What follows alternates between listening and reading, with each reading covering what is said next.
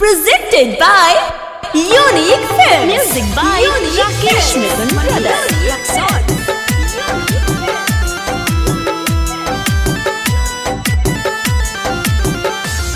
तोहरा से नीक सुन लो हमरा के मिलल बाटे। ओ तोहरा से नीक सुन लो हमरा के मिलल बाटे।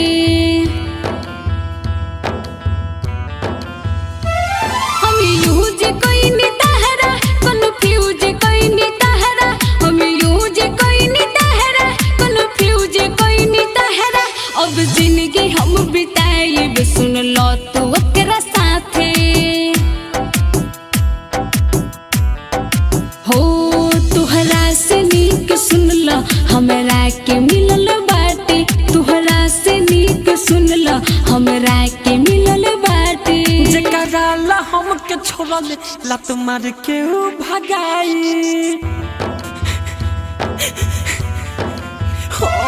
जेकरा ला हमके छोड़ले लात मार के ऊ भगाई।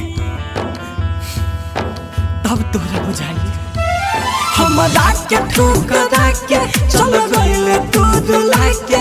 हमरा के ठुकरा के चल गइले तू रुला के। सच कहतानी तहिया याद हमरे तोहरा आई। हाँ जेकरा ला हमके छोड़ले लात मार के ऊ भगाई। सच कहतानी तहिया याद हमरे तोहरा आई। Presented by Unique Films. Unique Films. Unique Films.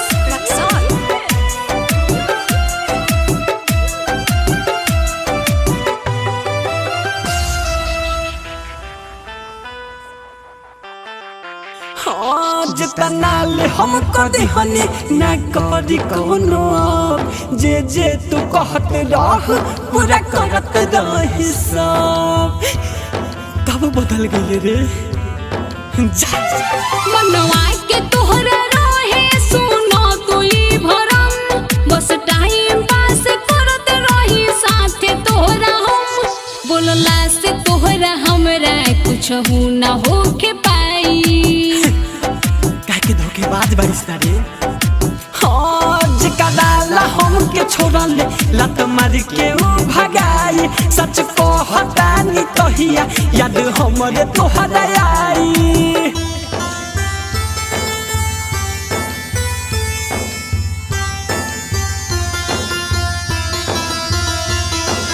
DJ Manish Raksol.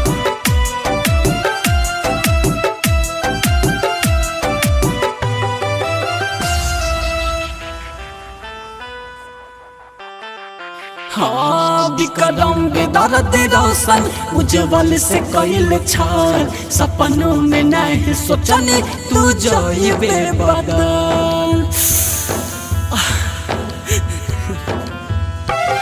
उषा के उजाला में अब रही के बवन। तोहरा के तोड़ पाई जलाई छोने छोन।